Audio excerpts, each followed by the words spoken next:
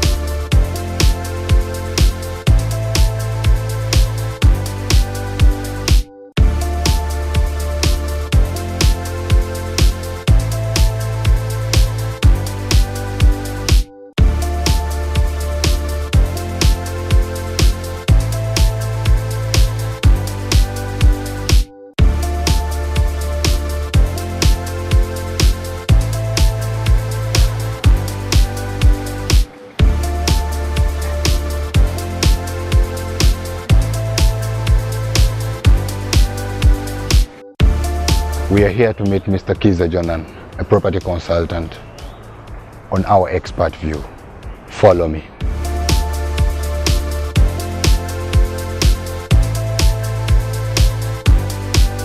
We speak to Kiza Jonan, a contractor and property developer, on real estate business and market response. You're welcome to the show. Thank you. Our viewers, my name is Jonan Kiza. I am a communications manager at Deluxe Aluminium Systems. We are a construction firm, fully registered under the laws of the Republic of Uganda, and we have been part of the construction fraternity for the last 13 years. We've participated in building for private individuals, the government, and also organizations. And for us, we make it a point that quality is what we forward. It's our flag. It's our middle name. When you see us, you actually also see quality. We do not compromise quality. Why would someone opt for a readily complete property other than managing their own construction? Well, thank you, Spaya. I think I could have a number of reasons, but for the interest of time, I'll give you about 3 reasons. Sure. One, labor crisis is a very, very common phenomenon on some of these projects. If you opt to do the project alone, you are going to face a very, very big problem with laborers. So, the challenges of workers stealing your cement, stealing your iron bars, stealing your nails are very common phenomena on these sites. So a person who really has worked so hard, he has gained his money, would not want to go through such kind of challenges other than entrusting someone to do for him the project. That is one. Two, the expertise part of it. Expertise really involves you allocating the required personnel in terms of construction on different specific projects. For example, you will not have a person who is a roofer and you assign him maybe laying concrete. So the person who is doing real estate development may be in a better position to know who can do what and when and why. Probably he could answer all those questions, which you, an individual, would not be able to ascertain. Once you get to know that so and so is a builder, you think they can actually do entirely what it takes to have a complete building. So the expertise part of it is also a very critical challenge while you're raising some kind of these projects. Then supervision becomes very tricky. You as an individual may not know the exact correct mix of what it takes to have maybe a good concrete or maybe a good cement somehow. So the knowledge of what it takes at an individual level, unless maybe somebody is coming from a civil engineering background, may not really be a common thing. So you would want to entrust somebody to do for you the work, and then they hand you over for a complete project. So that is basically my angle of reasoning. So these three reasons could actually justify one would want to go for completed property rather than doing the project himself. What would that reflect on the cost? Well, I think depending on really how you look at it. If you are a person who understands the gist of construction, I think it is slightly cheaper, because one, a person will give you a bill of quantities which you review before you even enter a memorandum of understanding. They will break for you the costs and they will tell you this will cost you this will take you this, and this will also take you this. So from the beginning, you know you're not actually paying a price for what you don't know what it will cost. What aspects do developers consider when setting up commercial estates? It's a tricky question really for the market forces that we have around, but I will speak from an international perspective and also from what we call the ideal. The ideal surely would consider aspects like the site of the estate. You do not expect to have a site in Chikuba Mutwe, deep down there, and you develop serious apartments, and you will surely have a rip out of those apartments. Absolutely no. So the choice of site is very important. Development is no longer centered within the city as we speak right now. Kampala is expanding, so people who are visionary, people who are forward-looking, they will look at sites in future that will have free traffic, access to basic utilities like water, electricity, and mention it all. So the site is very important. And if you looked at people who have functional estates in this town that actually are really booming, you realize that one common phenomenon is that they have chosen very strategic sites. Entebbe Road, Wakiso Road, Mukono, and many others, to mention but a few. But site is very important. And then two, the choice of farm, who has built for you, it's also very important, because it calls for expertise. That is, first of all, you will have the right people doing the right work, and definitely you also have the right product at the end of the day. So you do not expect to pick any other, we usually call them Juakali contractors, and you give them a project which is maybe a multi-billion project or a multi-dollar project. Definitely you will not have the quality that you actually desire to have out of that such kind of a project. But and also very, very important is the aspect of these amenities like water and electricity. Very, very key. For sure, if you're going to invest $100, sorry, maybe $10,000 or $2 billion US, like you'd find the satellite estate in Entebbe, you do not want to take such a kind of an investment in a place where you don't have water, where you don't have good roads, where you don't have aspects like power. Of course, power has many options, but we are looking at the main source of power we have here, which is hydroelectric power. Of course, you may have aspects like solar, but they would come in as a complement. But the basic things that you look at is power, water, and connection to the city. Very, very important. Those three reasons are very fundamental in real estate development. And I would think that any other person should have them at the back of his mind. There has been notable establishment in flats vis-a-vis bungalows. Why is this trending? I would say there is a lack of an urban housing planning policy. Like in the early 1960s and 1970s here, you'd find specific areas for specific buildings. Like you'd go to Golobi, you'd find fantastic buildings, bungalows. You will not find bungalows in Kampala, definitely. So that shows that there was a housing plan that was being followed then. So I think the authorities in charge in the urban centers have a lot of work to do to make sure that they define exactly what should go where and why such kind of places should host such kind of things. That could be the reasoning I have for that. What is the market response towards these facilities? I would say people who have a taste of quality would consider having a fully accomplished apartment in their hands. People who have a taste of quality, because you know you're going to hold somebody accountable for your money. So right now I would say within our market response is really still meager. I would say it is small compared to what it is supposed to be.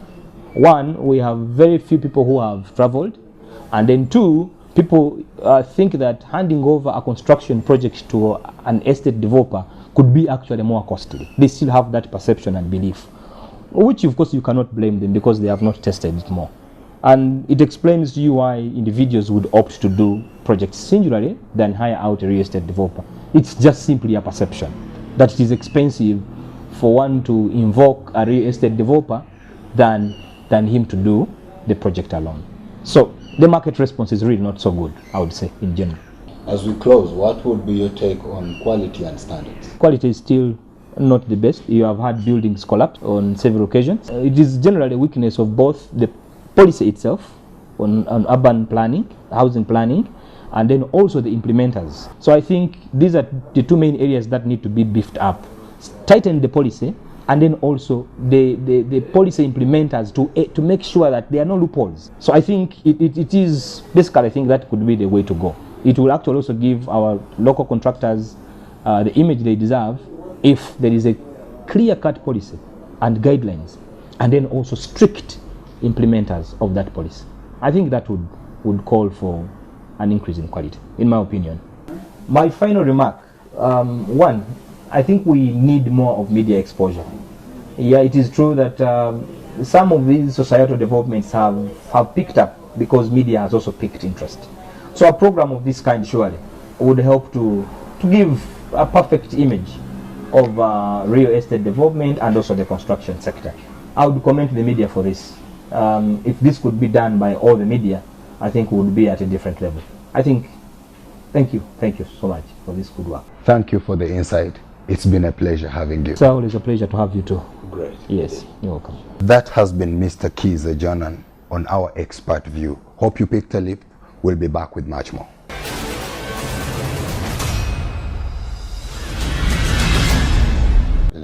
Putting together a convenient interior with appealing decor can be a challenging task of taste and choice. In today's spotlight, we bring to you crafts and woven furniture with artistic and prestigious sentiments.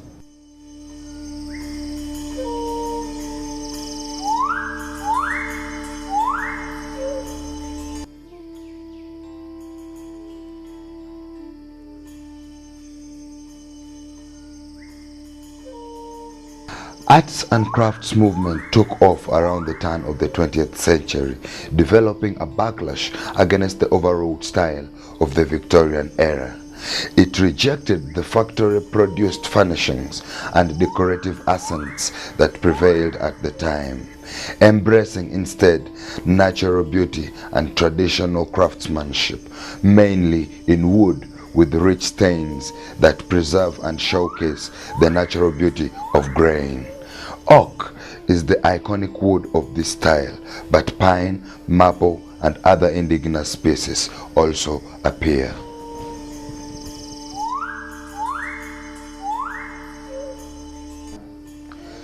Bringing nature into home and house would be good to enhance on the atmosphere, and you would take a leaf from this.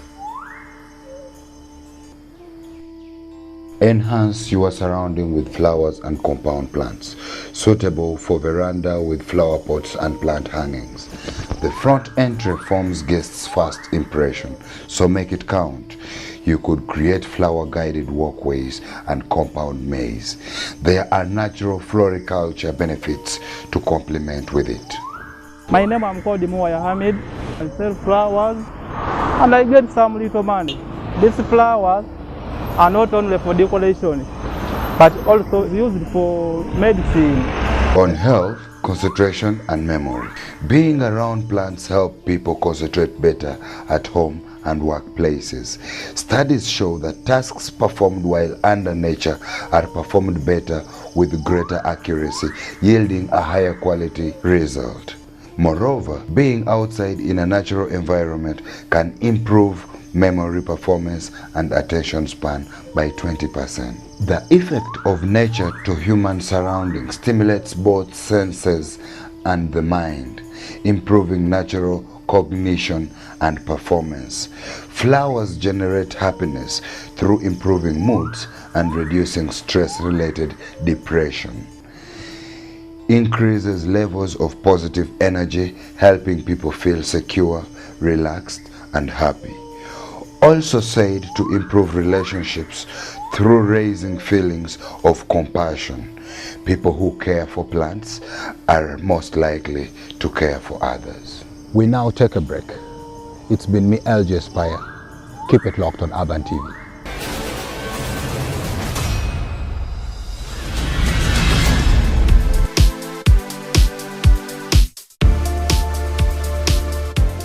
And in our gossip, we follow up on Mugabe's lavish palace that he says isn't expensive and simply attractive. Really? We check this out.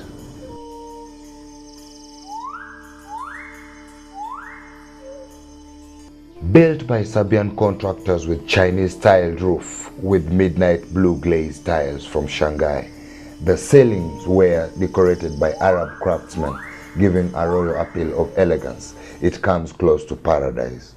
Said to be as large as a medium-sized hotel, surveyors in Harare estimated the building to cost approximately $10 million US. With 2 lakes built on the southern boundary, the residence offers more than 3 acres of accommodation, with 3 floors including 2-story reception rooms, an office suite, and up to 25 bedrooms with adjoining bathroom and spas.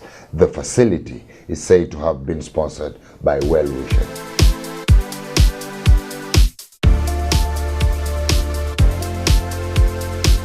US President and property mogul Donald Trump brags about establishments in Manhattan. Lately, because we're in a very strong cash position, we've been buying a lot of things that frankly I never thought would be buyable. And it's a time that if you have cash, you can make some fantastic deals. But we have buildings like a Trump Tower or 40 Wall Street or others where they're essentially full, they're rented. The leases were signed 2 or 3 years ago. Gucci just moved in a couple of years ago. It's been a great tenant. Lots of other people moved in really before the bad times. And, you know, Manhattan has really not been hit like other places. I think that it will be severe, but it will nothing will be like the housing. I mean, that almost imploded our whole economy. The housing was a disaster.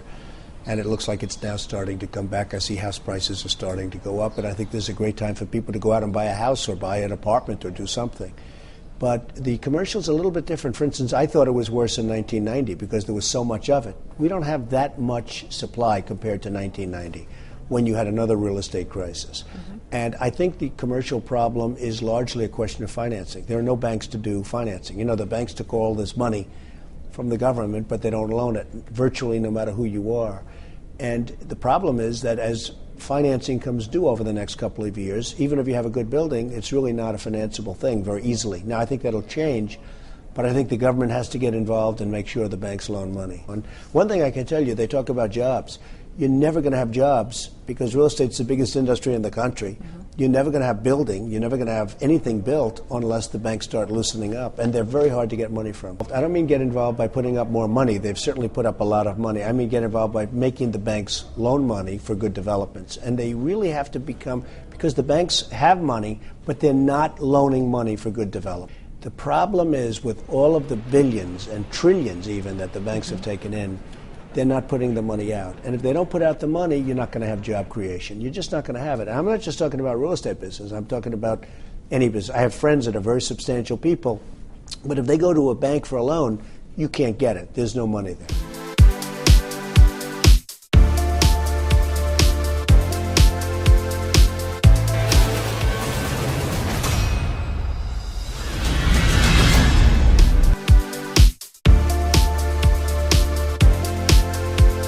On Property of the Week, we glance through Vancouver.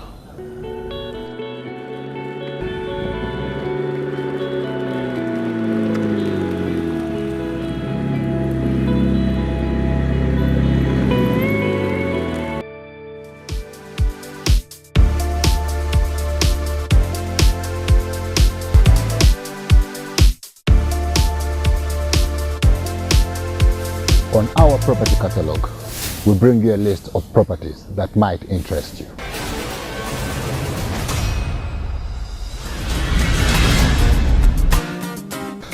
That has been all we had for you today. It's been a pleasure having you on the show.